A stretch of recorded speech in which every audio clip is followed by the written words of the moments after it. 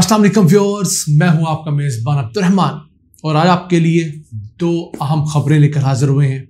पहली तो पाकिस्तान ने ग्लोबल गेमिंग और एनिमेशन इंडस्ट्री में कदम रखा है।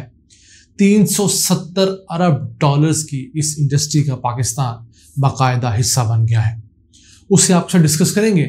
जबकि आज की दूसरी अहम खबर, पाकिस्तान ने गुज़िश्ता मालियाती साल के दौरान लेदर और उसकी मसनूआत की तकरीबन 1 अरब डॉलर्स की एक्सपोर्ट्स की हैं और ऐसा 6 से 7 साल बाद हुआ है। एक वक्त था कि पाकिस्तान की लेदर की एक्सपोर्ट्स दूसरी बड़ी एक्सपोर्ट्स थी, फिर हम इसमें मुसलसल तनज़्ज़ुली का शिकार रहे।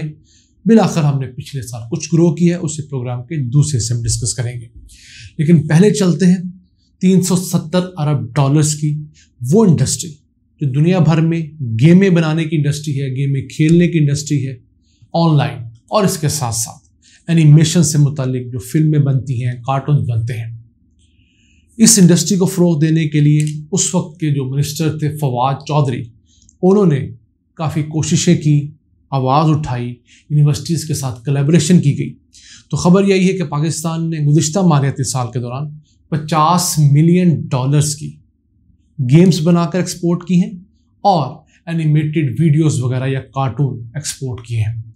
ऑल्दो ये शरह बहुत थोड़ी है, लेकिन इसके अंदर सिल्वर लाइनिंग ये है कि मुस्तकबिल में पाकिस्तान इसके अंदर ग्रो करेगा।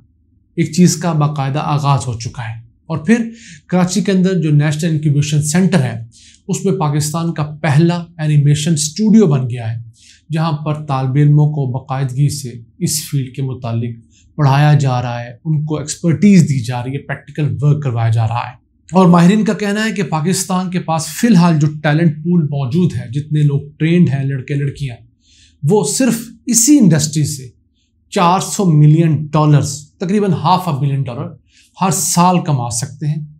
क्योंकि फ़िलहाल हमारे यहाँ जो नौजवान हैं वो मोबाइल के ऊपर जो एनिमेटेड गेम्स होती हैं वो ज़्यादा बना रहे हैं, जो लैपटॉप या डेस्कटॉप के ऊपर ऑनलाइन खेलने के लिए इस्तेमाल की जाती है निस्बतन वो कम बन रही है। लेकिन उस मुतालिक एक अहम डेवलपमेंट ये हुई है कि दुनिया की सबसे बड़ी ऑनलाइन गेम्स की कंपनी जो है टेंसेंट, चाइनीज़ कंपनी है, उनका वफ्द पाकिस्तान आया है। उन्होंने पाकिस्तान की ministry of information and technology के साथ मीटिंग की है और वो यहाँ पर अपना सेटअप शुरू करना चाहते हैं, यहाँ से कुछ चीज़ें रिसोर्स करवाना चाहते हैं। इस कंपनी का सालाना अगर रेवेन्यू देखें तो वो 23.7 अरब डॉलर्स है। यानी पाकिस्तान की टोटल टेक्सटाइल की एक्सपोर्ट से ज़्यादा सिर्फ इस एक कंपनी का रेवेन्यू है।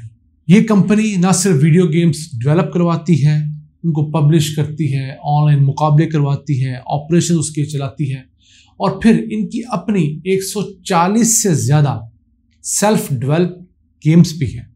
आजकल जो बड़ी मुतनाज़ा गेम पबजी आपने अक्सर देखी होगी, वो पबजी भी इसी कंपनी की बनाई हुई गेम है। दुनिया के 200 ममालिक और टेरिटरीज में ये लाइसेंस्ड गेम्स देते हैं। तो देखिए कि किस फील्ड में जाकर लोग कितना पैसा कमा रहे हैं। हम आज भी टेक्सटाइल में, राइस में और इन चीज़ों में पड़े हुए हैं। हम अपने प्लेटफॉर्म से हमेशा कहते हैं कि पाकिस्तान ने अगर ग्रो करना है, ज़्यादा पैसे कमाने हैं, तो हमें हर हाल के अंदर टेक्नोलॉजी और इमर्जिंग टेक्नोलॉजीज़ में जाना होगा। नई फील्ड जो टेक्नोलॉजी की आ रही है उसमें जाना होगा। ये जो इंटरनेशनल गेमिंग और एनिमेशन की इंडस्ट्री फ़िलहाल 370 बिलियन डॉलर्स की है, ये 2025 तक 500 बिलियन डॉलर्स की होने जा रही है। देखिए किस कदर तेज़ ग्रोथ है। तो हमें भी इससे डबल ग्रोथ से आगे बढ़ना है। जो आज हम 50 मिलियन डॉलर कमा रहे हैं, अगले 3 सालों में इसको बढ़ाकर हम 200 भी कर सकते हैं, फिर हम इसको 500, 1000 मिलियन डॉलर भी कर सकते हैं। देखना ये है कि अपने तालिब इल्मों को, अपने फ्रेश ग्रेजुएट्स को, इस फील्ड के एक्सपर्ट्स को हम कितना ट्रेन करते हैं और मुतल्लिका प्लेटफॉर्म्स तक पहुंचाते हैं, ताकि वो यहाँ से अपना प्रोडक्ट आउटसोर्स करवाएं, उससे पाकिस्तानियों को फ़ायदा हो और पाकिस्तान के एक्सपोर्ट्स बढ़ें। इसी के साथ चलते हैं लेदर। पाकिस्तान का लेदर और उसकी मसनूआत दुनिया भर में बहुत मशहूर है।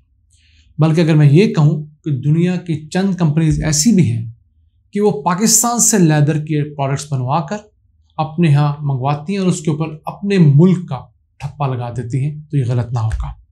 इस कदर आला क्वालिटी की प्रोडक्ट्स हमारे यहाँ बनती हैं।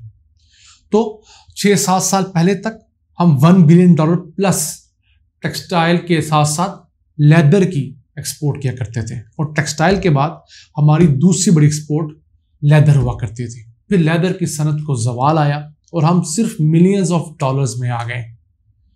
गुज़िश्ता साल सन 2021 के मालियाती साल की बात करें तो हमने मजमूई तौर पर $828 मिलियन की लेदर प्रोडक्ट्स एक्सपोर्ट की थी। गुज़िश्ता फाइनेंशियल ईयर जो 22 खत्म हुआ है 30 जून को, उसमें हमने तकरीबन $1 अरब की लेदर और उसकी मसनूआत एक्सपोर्ट की हैं। और एक साल के दौरान 21 के निस्बत 22 में हमने 16% ग्रो किया है। अगर बात करें टैन लेदर की, जो रॉ लेदर होता है जिसको टैन किया जाता है टैनिंग के बाद, वो हमने $207 मिलियन का एक्सपोर्ट किया है। उसके अलावा जो मैन्युफैक्चर्ड लेदर है उसकी मुख्तलिफ प्रोडक्ट्स जैसे ग्लव्स वगैरह हो गए, जैकेट्स हो गई, वो हमने $649 मिलियन की एक्सपोर्ट की हैं। और जो जूते हमने एक्सपोर्ट किए हैं वो $126 मिलियन की एक्सपोर्ट किए हैं। इसके अलावा चंद मुतफरक चीज़ें भी हैं। लेदर का जो बड़ा हब है वो सियालकोट का शहर है। ऑल्दो लेदर की इंडस्ट्री को पाकिस्तान के अंदर FATF की वजह से बहुत मार पड़ी है। पहले हमारे यहाँ लेदर को जो बड़ी ईद होती है उसके ऊपर प्रिजर्व करने की बहुत बड़ी वैल्यू चेन थी। बहुत सारे खैराती इदारे थे, तंजीमें थी जो कि बड़ी ईद के ऊपर इस लेदर को कलेक्ट करती थी, मुख्तलिफ खालों को उनको फौरी तौर पर नमक लगा के प्रिजर्व करती थी और मार्केट तक पहुंचा देती थी। FATF की पाबंदी के बाद उनमें से बड़ी चंद NGOs के ऊपर पाबंदी लगी, तो उसके बाद क्या हुआ कि वो जहां तक पहुंचते थे वहां पहुंच खत्म हो गई, तो लोगों की खालें ज़ाया होना शुरू हुई। मैंने खुद एक चीज़ का एक्सपीरियंस किया है कि एक वक्त था कि लोग हमें पहले कह जाते थे देहात में कि आपने ये खाल हमें देनी है, और पिछले साल मुझे खुद एक खाल गाड़ी में रखकर एक मदरसे में जाकर देना पड़ी, बहुत पूछने के बाद कि वो उसे कलेक्ट कर रहे थे, लेकिन वो आपकी जगह पर आने के रिसोर्सेज नहीं रखते थे, आपको खालें खुद पहुंचानी पड़ती थी। उस वजह से हमारी जो खालों की जो वेस्टेज थी पहले 15-20% थी, वो बढ़कर 40-50% हो गई। ऑल्दो इस साल कुछ बेहतरी आई है, कुछ ऑपरेशन बेहतर हुए हैं, लेकिन हुकूमत को चाहिए कि इस मुतालिक फिक्र करें, क्योंकि पूरे साल की 30 से 40% खालें जो हैं वो तो सिर्फ बड़ी ईद के 3 दिनों में इकट्ठी हो जाती हैं। तो अगर हम वो एक अहम चीज़ मिस कर देंगे तो पूरे साल के एक्सपोर्ट्स, मैन्युफैक्चरिंग सारी की सारी डिस्टर्ब हो जाती है। उम्मीद करते हैं कि अगले साल से ये ऑपरेशंस मज़ीद बेहतर होंगे। पाकिस्तान में जो टेंडरीज हैं उनको जो इश्यूज़ हैं उनको इंटरनेशनल स्टैंडर्ड्स पे लाने के मसाइल हैं वो हल किए जाएंगे और इस सेक्टर को 1 बिलियन से 2 बिलियन तक पहुंचाया जाएगा। आज के लिए इतना ही। अपने मेज़बान अब्दुर्रहमान को इजाज़त दीजिए। अल्लाह ने के बाद।